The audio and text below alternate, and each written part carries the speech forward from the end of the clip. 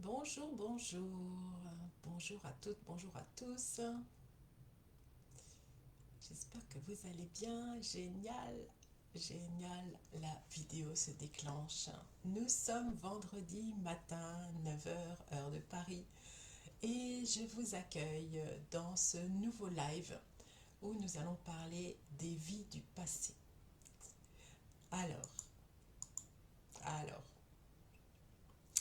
juste en petit rappel, j'ai déjà réalisé deux, trois autres vidéos sur les blocages que l'on peut ressentir tout au long de notre vie. Ça en était une de vidéos. Et j'ai parlé des différentes sortes de karma qui pouvaient nous contraindre à vivre ce que nous vivons dans cette vie. Alors j'ai parlé du karma familial, j'ai parlé du karma transgénérationnel et tout ça c'est sur ma chaîne vidéo, sur ma chaîne YouTube, pardon. Vous retrouvez ça sous Isabelle Peter. Et aujourd'hui, donc, on va un petit peu plus loin. On va dans les vies du passé. Alors là, ça peut aller d'ailleurs très très loin. Alors pour celles et ceux qui ne me connaissent pas, je suis Isabelle Peter, je suis thérapeute quantique, je suis channel, je suis médium. Et je vous accompagne sur votre chemin d'expansion pour que vous trouviez votre voie et surtout que vous puissiez l'exprimer. Les hommes et les femmes, hein, je précise. Alors, les vies du passé, qu'est-ce que c'est que ça? On disait aussi les vies antérieures, hein, il y a quelques années. Et j'en ai donné des lectures d'âme par le passé, justement. Il y a beaucoup, beaucoup d'années, c'est comme ça que j'ai commencé. J'ai découvert cette capacité d'aller lire dans les annales akashiques et j'en ai dispensé à de nombreuses personnes. Et quand je dis nombreux, ça doit être des centaines et des centaines. Et qu'est-ce que c'est en fait que ça? Pour ceux qui ne savent vraiment pas de quoi ils retournent, on vient ici, on s'incarne et on repart. Hein. Le voile est levé, on repart. On part sur un autre plan, le plan dont on était venu. Et si l'âme le choisit, eh bien l'âme revient s'incarner. Et pour la plupart d'entre vous, pas forcément tous hein, ou toutes, nous avons fait ce cycle de nombreuses fois. Et quand je dis de nombreuses fois, ce sont des centaines, voire des milliers de fois où votre âme s'est réincarnée dans différents corps, dans différents lieux, dans différentes situations, avec différentes personnes autour, entités autour, dans une communauté d'âmes en général qui se reproduit de vie en vie. Les vies antérieures, les vies du passé, qu'est-ce qu'elles viennent nous apprendre? Et surtout, tout de suite, l'idée quand on vient à vouloir savoir qui l'on a été dans une vie du passé, ce n'est pas de venir se flageller ou se dire mais j'ai été horrible dans cette vie-là, j'ai fait mais des trucs impensables. Car pour la plupart, allez, à 99,9%, si vous venez à recevoir une lecture d'âme, en tout cas chez moi, donc une vue rapide de qui vous étiez dans cette instantanéité de cette autre vie, vous allez peut-être un peu grincer des dents. Pourquoi? Parce que très souvent, lorsque on vient à chercher à savoir qui l'on a été et ce qui fait que ce qui l'on a été vient gêner, ralentir, freiner, voire stagner cette vie actuelle, c'est pas une partie de plaisir. Ce n'est pas qu'on veuille vous dire vous avez été abominable, vous n'êtes rien et tout ce que l'on peut se dire lorsque parfois on entend quelle personne on a été dans cette autre vie. L'idée, c'est juste de venir découvrir que dans cette autre vie, il y a eu des choses d'engrammées, des, des situations qui ont fait que votre âme a choisi plutôt telle ou telle chose qui ont amené telle ou telle croyance. Et là, on est dans ces croyances de ce moment autre qui n'est pas de cette époque de 2026, et ces croyances qui ont été engrammées, crues par votre autre vous, sont ici, dans votre corps. Elles sont littéralement imprimées dans votre corps et vous vivez avec ces croyances-là, erronées pour cette vie-là, pour la vie que vous avez actuellement. Et du coup, vous restez avec des protocoles, des choses qui pour vous étaient absolument nécessaires et peut-être vraiment utiles dans cette autre vie, mais qui vous font totalement défaut dans cette vie actuelle. Pour être plus concrète, je vais vous prendre un ou deux exemples. J'ai un ami qui s'appelle Vincent, qui n'a d'ailleurs jamais voulu faire cette lecture d'âme avec moi pour ces raisons.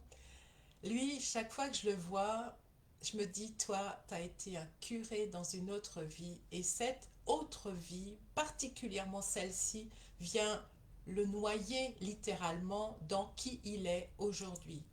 Et pourquoi est-ce que je pense cela? C'est parce que il a cette facilité d'être auprès des autres, de vouloir aider les autres, quitte à se perdre d'ailleurs, et pour autant, il a cette il vit la solitude, et il a plus de 60 ans, et de ce que je le connais, il n'a jamais eu qui que ce soit à ses côtés, ou si ça a été le cas, ça a été très court. Il reste dans ce célibat, d'après moi, de quand il était curé par ailleurs. Mais bon, ça c'est ma tête qui le dit.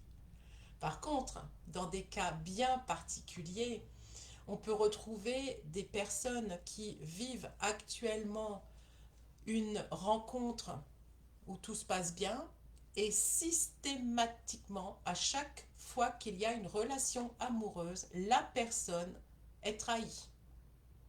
Vous êtes trompé par votre compagnon ou votre compagne. Et ça, quel que soit votre partenaire. Au bout d'un moment, on peut se dire, et là aussi c'est une clé que je vous donne, quand il y a une récurrence dans votre vie que vous ne vous expliquez pas, vous avez tout fait, vous avez fait des thérapies, vous avez travaillé sur vous, vous dites des mantras, vous êtes positif, vous vous dites cette fois-ci ça va aller, le mental vous dit ça va aller, bien que le mental parfois vous ramène au passé et dit tu te rappelles la dernière fois et l'ego dit yes, cette fois-ci on y va. Quel que soit le domaine, l'amour ou l'abondance ou la santé, mais il y a quelque chose qui est là, intangible.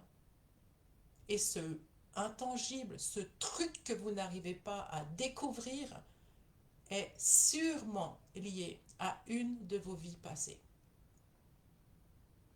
Et c'est là où c'est magnifique, où c'est beau de découvrir qui l'on a été dans cette autre vie, parce que vous allez découvrir peut-être que vous n'étiez pas la plus belle personne au monde, que vous n'étiez peut-être pas super lumineux à ce moment-là, mais aussi découvrir vos talents.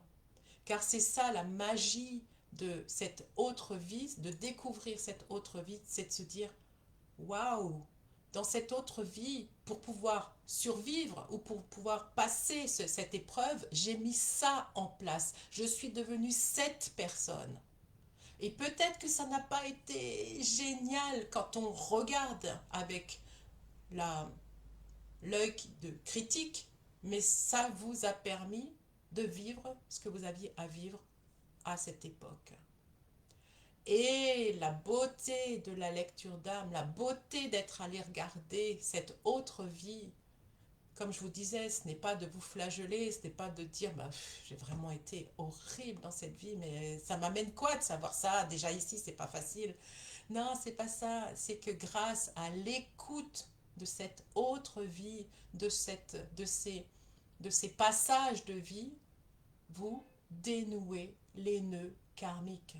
Vous libérez le schéma récurrent, rien que par l'écoute de cette autre vie, de ce que vous étiez auparavant. C'est royal, en quelques minutes. L'ego va peut-être vous dire, ouais, ouais, j'aime pas trop entendre ça, hein. Ça peut être très déstabilisant. Et il y en a même qui vont me dire, mais c'est pas moi ça. Mais non, que c'est pas vous. C'était vous dans un passé vraiment lointain ou parfois c'était la vie précédente, hein, on ne sait pas. Ça peut remonter si loin. Mais voilà, ça, ce sont les vies du passé. Et ça, réellement, ça peut venir coincer toute la dynamique de cette vie. Donc, si vous avez envie de libérer des croyances, parce que si vous êtes sur votre chemin de transformation, d'évolution, vous vous dites, mais ça, cette croyance-là, c'est pas moi, ça. Oui, peut-être, mais inconsciemment, c'est gravé. Voyez? Je vous reprends un autre exemple. Vous avez été une femme dans une autre vie, vous étiez riche, vous aviez du prestige et vous êtes tombée amoureuse d'un homme. Malheureusement, au bout de quelque temps, cet homme est parti avec la caisse et vous vous êtes retrouvée pauvre comme Job. Vraiment, plus rien, plus un sou. Et on va dire que vous terminez votre vie, vous vous réincarnez et vous êtes ici, cette fois-ci, à vous dire que, ouais, si je tombe amoureuse, qu'est-ce qu'il va faire mon partenaire? Il faut faire attention, non? Il faut garder ses sous près de soi. Parce que la dernière fois, l'autre est parti avec la caisse. Vous ne le savez pas. Vous ne savez pas du tout que vous avez été cette femme riche dans une autre vie. Mais votre âme, elle s'en souvient. Vos croyances intérieures vous disent, pardon, attention, la dernière fois que tu es tombée amoureuse, ça ne s'est pas tout à fait passé comme tu voulais.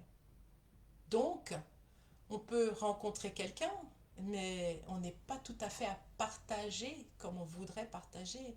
On est plutôt à retenir l'argent, à demander à ce que ce soit l'autre qui paye certaines choses. Vous voyez, ce genre de choses. Ça peut être dans tous les domaines de vie, on se comprend bien. Je vous aborde juste cela. Tout ce qui est aussi euh, peut-être aussi difficulté à rencontrer quelqu'un parce que, comme je vous l'exprimais avec ce copain, vous avez été une nonne. Ou même, vous avez du mal à vous exprimer parce que justement vous étiez carmélite. Pas un mot, rien à dire pendant toute votre vie de religieuse.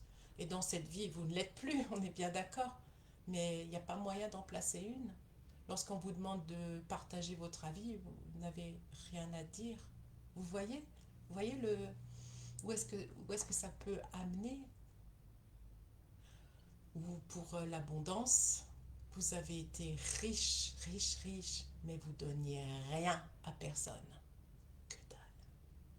Et dans cette vie, eh bien, mon a du mal à pouvoir gagner un petit peu sa croûte, comme qui dirait.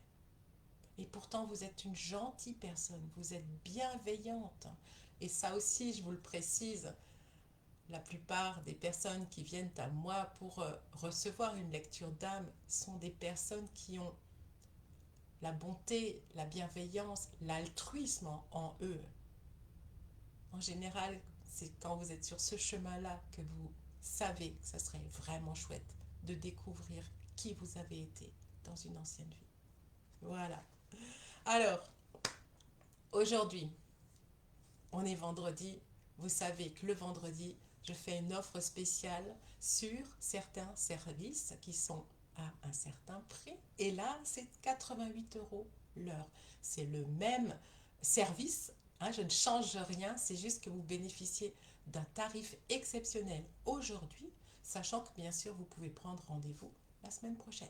Je vous mets tout ça sous la vidéo avec les liens de ma boutique, les www.éveil-et-harmonie.com. Donc, sous boutique, vous retrouvez les services et en l'occurrence, la lecture d'âme, justement.